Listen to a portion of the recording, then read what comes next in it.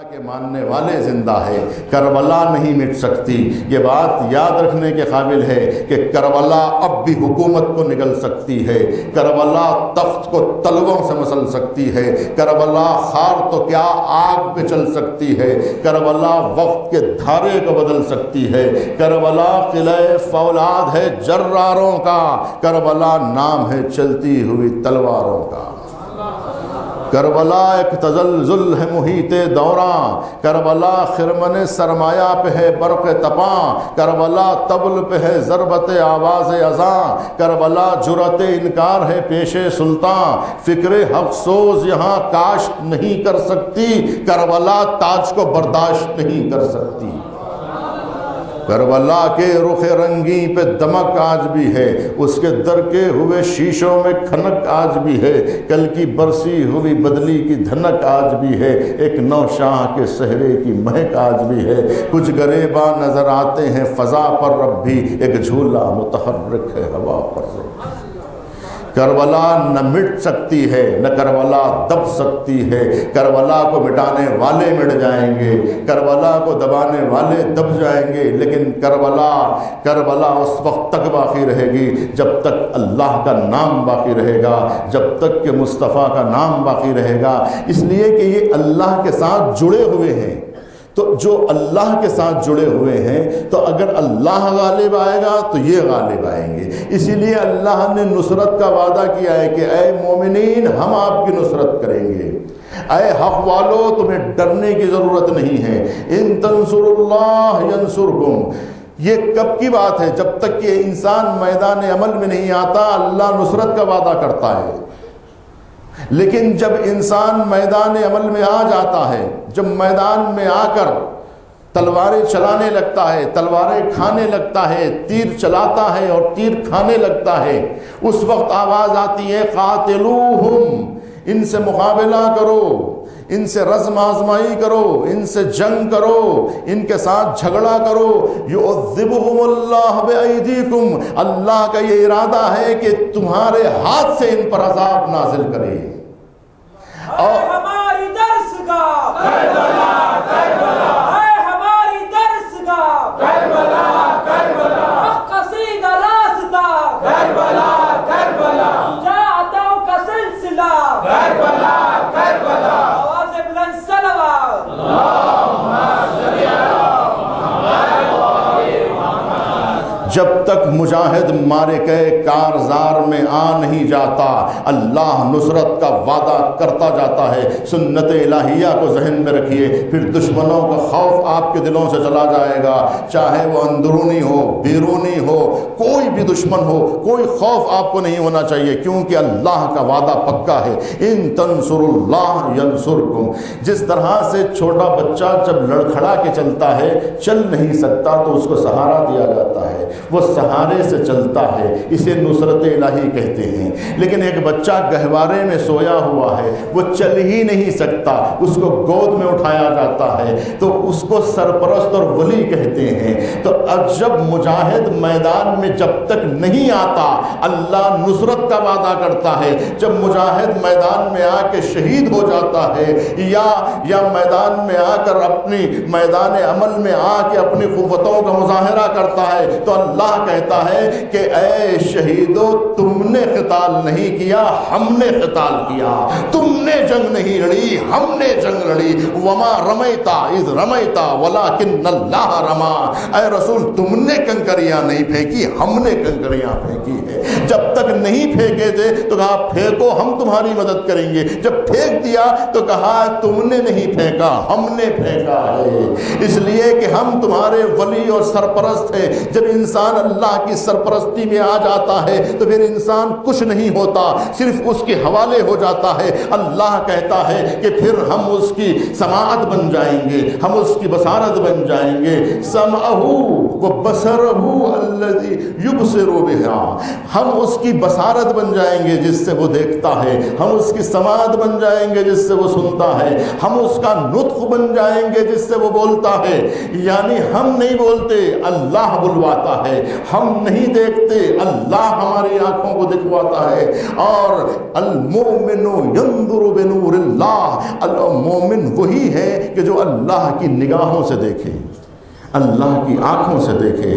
عزیزان گرامی، یہ شب عاشور کتنا حوصلہ کیسے تھا شہیدان کربلا میں، جنگ کل ہونے والی ہے، آج ایک دوسرے سے مذاق کر رہے ہیں۔ انسان اس حسین کی تعریف کیا کرے جس کے پدر نے کعبے کو کعبہ بنا دیا، بھائی نے جس کے لے کے علم جوش جنگ میں اتنا کیا بلند کہ طوبہ بنا دیا، اور بچوں نے جس کے معرکہ کارزار میں مرنے کو کھیل تماشا بنا دیا، خود جس نے ایک دو پہر میں ہمیشہ کے واسطے جنگل کو کربلا مولا بنا دیا۔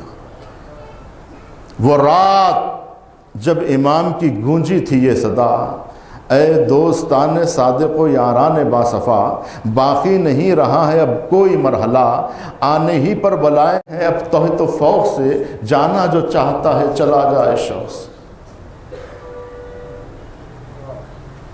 وہ رات جب امام کی گونجی تھی یہ صدا، اے دوستان صادق و یاران باصفا، باقی نہیں رہا ہے اب کوئی مرحلہ، آنے ہی پر بلائے ہیں اب تحت و فوق سے، جانا جو چاہتا ہے چلا جائے شوق سے۔ اور سنتے ہی یہ بات بسط کرب و اضطراب، انصار نے دیا تھا یہ جواب، قربان ہو جو آپ سے والا صفات پر، لعنت اس امن و عیش پر، تف اس حیات پر۔ قربان ہو جو آپ سے والا صفات پر، لعنت اس امن و عیش پر، تف اس حیات۔ وہ رات، شب عاشور ذہن میں رکھیے، وہ رات، وہ فرات، وہ موجوں کا خلفشار، وہ رات، وہ فرات، وہ موجوں کا خلفشار، عابد کی کروٹوں میں وہ بیچارگی کا بار، وہ زلزلوں کی زد خواتین کا وقار، اصغر کا پیچ و تاب نہ تھا اضطراب کا، وہ دل دھڑک رہا تھا رسالت مآب کا، وہ دل دھڑک رہا تھا رسالت مآب کا۔ قربانیوں کا سلسلہ جب شروع ہوا، رات کی بات تو میں نہیں کر سکتا، بہت گفتگو ہے آج کی شب کہ شب عاشور کیا واقعات پیش آئے۔ سب سے اہم واقعہ جو شب عاشور پیش آیا وہ امام حسین کا چراغ گل کرنے کا واقعہ ہے۔ تاریخ کہتی ہے امام حسین کہہ رہے تھے یہ لوگ میری خون کے جان کے پیاسے ہیں، میرے اصحاب تمہیں اگر جانا ہو تو چلے جاؤ، رات کی تاریکی ہے، اگر تمہیں شرم محسوس ہوتی ہے کہ حسین کہیں دیکھ نہ لیں، اور اب آپس میں اگر ایک دوسرے سے شرم محسوس کرتے ہو تو دیکھو میں چراغ گل کر دیتا ہوں، اب اس شام کی تاریکی میں جو کہیں جانا چاہتا ہو چلا جائے، میں اس سے کوئی مؤاخذہ نہیں، میں اپنی بیعت بھی ان کے سروں سے اٹھا رہا ہوں، دیکھو تم پر کوئی حرف نہیں آئے گا، جو جانا چاہتا ہے چلا جائے۔ لیکن اصحاب نے یہی کہا آقا ہم آپ کو دشت بلا میں چھوڑ کے نہیں جائیں گے، فرزند فاطمہ کی غربت کو دیکھ کر کوئی ایسا نہ تھا جو جنہیں جانا تھا وہ پہلے ہی چلے گئے، شب عاشور سے پہلے جو جانے والے تھے وہ چلے گئے، لیکن عاشور کی شب کوئی نہیں گیا۔ کوئی جھوٹی سے جھوٹی روایت یہ نہیں کہتی کہ شب عاشور اصحاب حسین سے کوئی اٹھ کے گیا ہو، حسین نے اتنا خالص کر لیا تھا کربلا کو، اتنا پاکیزہ کر لیا تھا کربلا کو کہ عزیزان گرامی کوئی ایک شخص بھی ایسا نہیں تھا جو قرآن سے واقف نہ ہو، جو اخلاق و کردار سے واقف نہ ہو، جو عمل میں ابو ذر زمانہ ہو، سلمان وقت نہ ہو۔ امام حسین نے فقیہان عصر کو جمع کر لیا تھا، علماء وقت کو جمع کر لیا تھا۔ امام حسین نے خط لکھ کے کہا تھا من الحسین الغریب، الى رجل فقیہ حبیب ابن المظاہر الاسدی. صرف حبیب فقیہ عصر نہ تھے، مسلم ابن اوسجا بھی فقیہ عصر تھے. اسی سے اندازہ ہوگا کہ پھر جو قتل حسین کا بدلہ لینے کے لیے وارث کربلا آئے گا تو فقیہان عصر کو اپنے قریب کرے گا، دنیا کے فقیہوں کو خط لکھ کے بلائے گا کہ میں خون حسین کا بدلہ لینے جا رہا ہوں. امام مہدی آئیں گے تو وقت کے فقیہوں کو جمع کریں گے، وقت کے حافظان قرآن کو جمع کریں گے. عزیزو حفظ قرآن امتیاز ہوگا لشکر مہدی کا. لشکر مہدی میں آنا ہے تو قرآن کی تفسیر جاننا ضروری ہے. امام مہدی کے لشکر میں آنا ہے تو حفظ قرآن ضروری ہے. لشکر مہدی میں آنا ہے تو علم دین ضروری ہے. لشکر مہدی میں آنا ہے تو اخلاق کی بلندی ضروری ہے. لشکر مہدی میں آنا ہے تو کردار کی طہارت ضروری ہے. اگر آپ کہتے ہیں کہ دلیل کیا ہے، دلیل کربلا ہے. دلیل کربلا ہے. کربلا میں 72 تھے اور امام مہدی کو 313 ایسے کربلا والے چاہیے جیسے 72 گزرے ہیں. ایسا علم چاہیے، ایسا تقویٰ چاہیے، ایسی پاکیزگی چاہیے، ایسا علم، ایسی حکمت، ایسی طہارت، ایسی شرافت، ایسی عدالت، ایسی امانت چاہیے. یہ نمونہ ہے ہمارے سامنے. آپ کہتے ہیں وہ ویسے کیسے بنیں گے؟ ویسے کیسے بنیں گے تو وہب کیسے بن گئے؟ وہب کون تھے؟ وہب قلبی کون تھے؟ کربلا میں صرف آقا نہیں غلام بھی تھے. ہم نہیں کہتے حر بن جائیں، حر کے غلام بن جائیں. ہم نہیں کہتے کہ ابوذر بن جاؤ، ابوذر کا غلام جون بن جاؤ. ہم نہیں کہتے کہ اصحاب بن جائیے، اصحاب کے غلام تو بنیے. کم سے کم ہم غلام بن کر اپنے آقاؤں کے ساتھ شرکت تو کر سکتے ہیں. صبح نمودار ہوئی، ادھر سے کوئی ادھر نہیں گیا مگر ادھر سے کتنے ادھر آئے. صبح ہوتے ہی حر چلے آئے. کون تھے حر؟ بخدا فارس میدان تحور تھا حر. بخدا فارس میدان تحور تھا حر. زور بازو کا نمایاں تھا بھرے شانوں سے. دست فولاد دبا جاتا تھا دستانوں سے. برچھیوں اڑتا تھا دب دب کے فرس رانوں سے. آنکھ لڑ جاتی تھی دریا کے نگہبانوں سے. خود رومی کی جو ذو تابہ فلک جاتی تھی، چشم خورشید میں بجلی سی چمک جاتی تھی. وہ حر دلاور. شجاعت دیکھنا ہو تو حر کے پاس آ کے دیکھیں. تازہ دم لشکر کو چھوڑ کر، اسلحہ پھینک کر، تلوار زمین پہ پھینک کر، اپنی سرداری، اپنی ابوہت، اپنی شان، اپنی شوکت، اپنا لشکر کی سرداری سب کچھ چھوڑ کے حر سر کو نیوڑایا ہوا آ رہا ہے، سر جھکایا ہوا آ رہا ہے. جیسے غلام آتے ہیں آقا کی خدمت میں، اس طرح سے آیا اور آ کے اپنے آپ کو امام حسین کے قدموں میں ڈال دیا. یہ ادب ہے، یہ اخلاق ہے، یہ کردار ہے. کردار اگر کسی کے پاس بھی ہو، آخری لمحوں میں صحیح وہ کھنچ کے ادھر ضرور آئے گا. یہی تو میں کہتا ہوں کہ یہ مجلس حسین کا معجزہ ہے. ارے نسلوں کی تاثیر بدل جاتی ہے.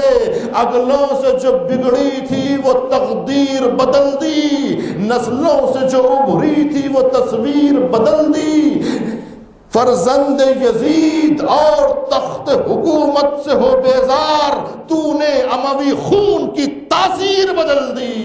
اس معجزے کا نام مجلس حسین ہے جو تاثیر بدل دیتی ہے قوموں کی، اور حر کو ایک ظالم کے لشکر میں پرورش پانے والے کو حر دلاور بنا دیتی ہے، کردار کا غازی بنا دیتی ہے، اور توبہ کر کے یحب التوابین کی فہرست میں آ جاتے ہیں، صبر کر کے یحب الصابرین کی فہرست میں آ جاتے ہیں، اور اللہ کے پسندیدہ بندے بن کر حسین کے قدموں پہ جانثار.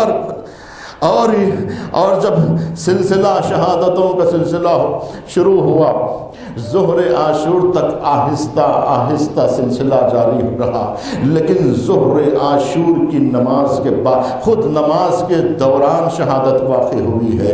امام حسین نے نماز کی حالت میں اپنے اصحاب کو سامنے ٹھہرایا ہے۔ ایسا وقت تو نہیں آیا نا، ایسا وقت تو نہیں آیا، کوئی مذہب ایسا نہیں عزیزان گرامی، مسلمانوں کے جتنے فرقے اس وقت موجود ہیں کوئی فرقہ ایسا نہیں، امتیاز جو ہم کو حاصل ہے، ہم بھی مسلمان، سب مسلمان، لیکن فرق ہم میں اور دوسروں میں یہ ہے کہ ہماری نماز میں حی علی خیر العمل ہے۔ کوئی نماز ایسی، کوئی اذان مسلمانوں کی ایسی نہیں ہے کہ جس اذان میں حی علی خیر العمل نہ ہو۔ یہ حی علی خیر العمل ہماری پہچان ہے۔ ہم کہتے ہیں کہ ہم جنگ بھی لڑتے ہیں تو نماز کی خاطر۔ لوگوں نے حی علی خیر العمل کو اس لیے ہٹا دیا تاکہ لوگ جہاد سے دور نہ ہو جائیں۔ جہاد کو خیر عمل بتانے کے لیے نماز کو سبک کیا گیا، نماز کو ہلکا کیا گیا کہ اور بھی کوئی کام ہے نماز کے علاوہ، اور وہ کام اہم ہے نماز کے علاوہ۔ ہم نے کہا کوئی کام اہم نہیں ہے نماز کے علاوہ۔ یہ فرق ہے ہمارا تمام مسلمانوں کے فرقوں میں امتیاز ہے کہ ہم نماز والے مسلمان ہیں، ہم نماز میں حی علی خیر العمل کہنے والے مسلمان ہیں۔ جنگ صفین میں تیروں کا میں برس رہا ہے، مسلح بچھا دیا علی نے۔ صحابی نے آ کے کہا یا علی یہ جنگ کی حالت میں نماز کیسی؟ علی نے کہا ہماری جنگ اسی نماز کو بچانے کے لیے ہو رہی ہے۔ عزیزان گرامی، ہمارے ہاتھ میں تلوار ضرور ہے، لیکن یہ تلوار حفاظت نماز کے لیے ہونی چاہیے۔ ہمارے پاس اگر طاقت ہے تو یہ طاقت کو نماز برپا کرنے کے لیے استعمال کرنا چاہیے۔ کہ کربلا کے میدان میں حسین نے تیروں کے میں برسنے پر اس وقت نماز پڑھا ہے حسین نے، یہ بتا دیا کہ کربلا کا امتیاز نماز ہے۔ ہم نماز والے مجاہد ہیں، بے نمازی مجاہد نہیں، با نمازی مجاہد، دونوں میں فرق ہے۔ ایک خدا کے لیے جنگ لڑنے والا ہے، ایک نفس پرستی کی جنگ لڑنے والا ہے۔ تم جذبات کے اظہار کرنے والے مسلمان ہو، اللہ کے ماننے والے مسلمان نہیں ہو۔ اللہ کا ماننے والا مسلمان وہ ہوتا ہے کہ جو عین جہاد میں نماز پڑھتا ہے، نماز چھوڑ کے جہاد نہیں کرتا۔ یہ پہچان ہے، نماز چھوڑ کر جو جہاد کرے وہ ہوا پرست ہے، جو نماز کے ساتھ جہاد کرے وہ خدا پرست ہے۔ خدا پرستوں میں اور نفس پرستوں میں یہی فرق ہے۔ مجاہدین میں دہشت گردوں کا فرق کیا ہے؟ اس لیے کہ دہشت گرد نماز کو سبک کر دیتے ہیں، مجاہدین نماز کی عظمت کو بڑھا دیتے ہیں۔ اب فیصلہ کرنا ہے آپ کو، کل ظہر عاشور فیصلہ ہونے والا ہے کہ کون سا مسلمان اللہ کو ماننے والا ہے اور کون سا مسلمان ہوا پرست ہے، جذبات کی پیروی کرنے والے، خواہشات نفس کی پوجا کرنے والے مسلمان نہیں ہوتے تو شیعہ کہاں سے ہو سکتے ہیں؟ عزیزان گرامی، شیعہ بننا ہے تو حر بننا ہوگا، انقطاع کلی حاصل ہوگا دنیا سے تو اللہ سے قربت حاصل ہوگی۔ اگر آپ کا دامن الجھا ہوا ہے دنیا سے تو آپ دیندار کیسے ہو سکتے ہیں؟ آپ کی خواہشات اگر دنیا سے جڑی ہوئی ہے تو آپ حر نہیں بن سکتے۔ حر بننے کے لیے آپ کو دنیا کو چھوڑنا ہے، تخت و تاج چھوڑنا ہے۔ آئیے حر بننے کے لیے کربلا کے میدان میں آج کی رات امام حسین نے مہلت مانگی۔ ہمیں امام حسین کی تعزیہ کرنا ہے نا، تو امام حسین نے مہلت مانگی۔ کس بات کی مہلت مانگی؟ آج کی شب ایک اور عمل ہے، میں نے آپ کو بتایا کہ ایک تو 2 رکعت نماز ہے، ایک ہم 50 قل اللہ والی، اور 100 رکعت نماز ہے، ایک الحمد ایک قل اللہ کے ساتھ، یعنی 2 رکعت کر کے 50 نمازیں پڑھنا ہے آپ۔ یہ ایک عمل ہے۔ ایک عمل ہے لا حول ولا قوت الا باللہ 70 مرتبہ پڑھنا ہے۔ ابھی آپ کو معلوم ہوگا کہ یہ ذکر انسان کو قوت بخشتا ہے۔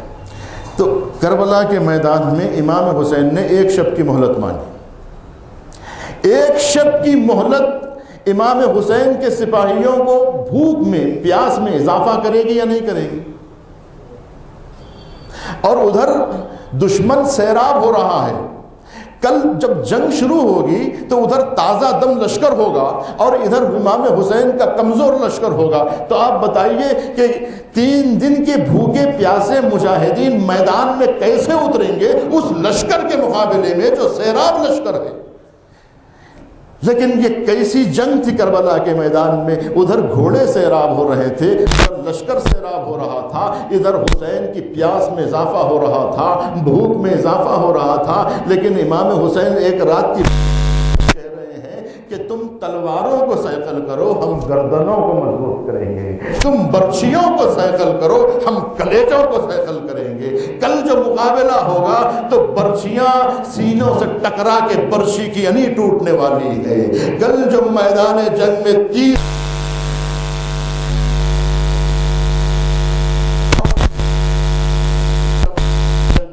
شمشیریں رسوا ہوں گی کربلا کے میدان میں، کردار کی جنگ میں حسین ایسے غالب آ جائیں گے کہ امام حسین آج کی رات عبادتوں میں بسر کر کے اپنے لشکر کو قوی کر رہے تھے، اپنے لشکر کے سینوں کو مضبوط کر رہے تھے کہ کل جب مارے گئے کارزار ہوگا تو ایک قدم بھی ہمارے مجاہدین کا پیچھے نہ ہٹے۔ جب صبح ہوئی تو دنیا نے دیکھ لیا کہ حسین کی تربیت کے نمونے جب میدان میں آئے تو کوئی میدان سے پیچھے نہیں ہٹ رہا ہے۔ بچے بھی کہہ رہے ہیں ارے کیسا درس دیا ہے، اور کس کو درس دیا؟ جو پہلے سے مرنے کے لیے آئے ہیں انہیں شوق شہادت دلا رہے ہیں۔ تو اتنا شوق شہادت بڑھ گیا، اتنا شوق شہادت بڑھ گیا کہ کل حسین کے لیے مشکل ہو گئی کہ ان کو اجازت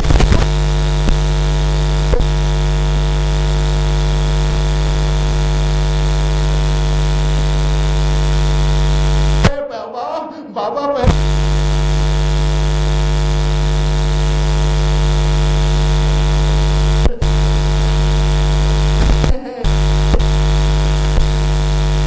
مجھے اجازت دیجیے، اگر حسین کس کو پہلے بھیجیں، لیکن یہ ہوا کہ پہلے ہی حملے میں کچھ مجاہدین شہید ہو گئے، پھر 2 بدو مقابلہ شروع ہوا، قاسم میدان جنگ میں گئے، دھول اڑی، جب غبار بیٹھا تو قاسم کی لاشے پہ حسین ایسے پہنچے، کہا بیٹا قاسم تمہارا چچا ایسے وقت آیا ہے کہ تمہاری مدد نہ کر سکا۔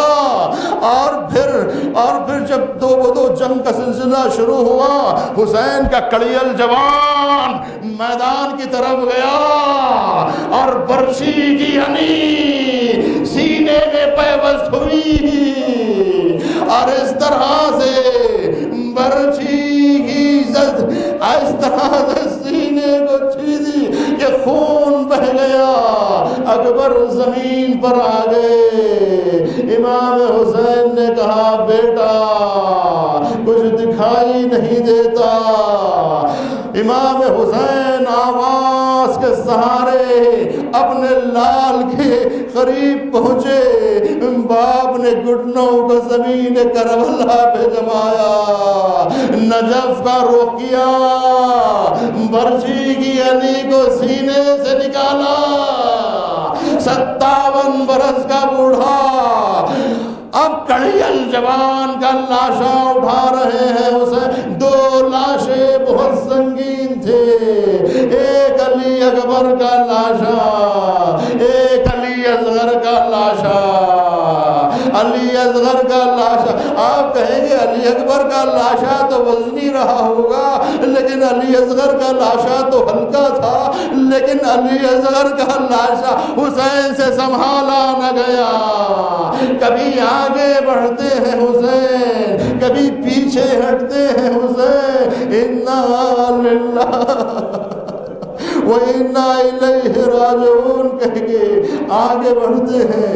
میں سمجھتا ہوں امام حسین علیہ السلام یہ سوچتے ہوں گے میں معصوم ہوں، میں برداشت کر رہا ہوں، آخر رباب کیسے برداشت کرے گی؟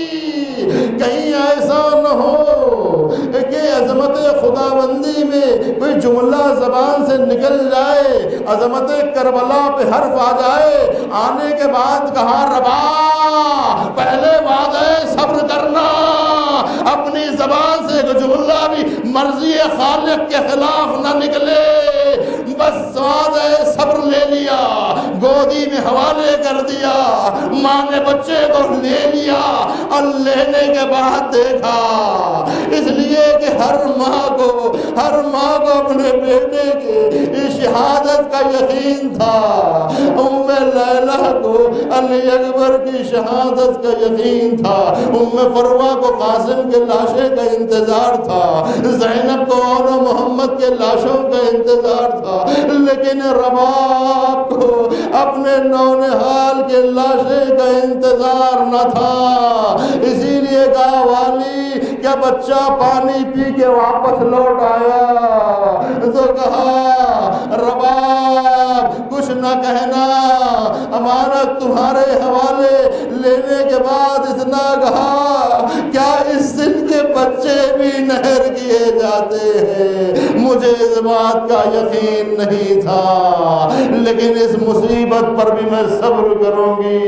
صبر کربلا کے میدان میں اس قدر مرحلے صبر سے حسین آگے بڑھ گئے کہ بیویوں کو صفوں کے درمیان میں ٹھہرا کے کہا اب حسین کو رخصت کرو، تم نے علی اکبر کو رخصت کیا تھا، قاسم رخصت ہوئے، اب حسین رخصت آخر کے لیے خیمے میں داخل ہوئے۔ کہا بیویو السلام علیکم یا بنات رسول اللہ، اے بنات رسول آپ پہ سلام، السلام علیک یا سکینہ، السلام علیک یا رقیہ، السلام علیک یا زینب ام کلثوم۔ بیویوں نے کہا ہوگا ہم نے آپ کے لیے اکبر کو قربان کر دیا، اب ہماری گودی میں کچھ نہیں رہا جو آپ پر فدا کر دیتے۔ بیویوں نے خدا حافظ کہا، حسین مقتل کی طرف روانہ ہوئے، واپس نہیں آئے، حسین مقتل سے واپس نہیں آئے، خون میں ڈوبا ہوا ذوالجناح واپس آیا۔ بیویاں خیمے میں حسین کا انتظار کر رہے تھے، جب ذوالجناح آیا تو بیویوں نے پوچھا بتا میرا رہوار کہاں ہے؟ اے ذوالجناح بتا تیرا سوار کہاں ہے؟ بتا حسین کو کہاں چھوڑ آیا؟ ایک مرتبہ اس نے اپنے جسم کی طرف اشارہ کر کے کہا دیکھو یہ خون حسین کا ہے، حسین کربلا میں قتل کر دیے گئے۔ الا لقد قتل الحسین وعلى ذبح الحسین بکربلا، حسین شہید کر دیے گئے۔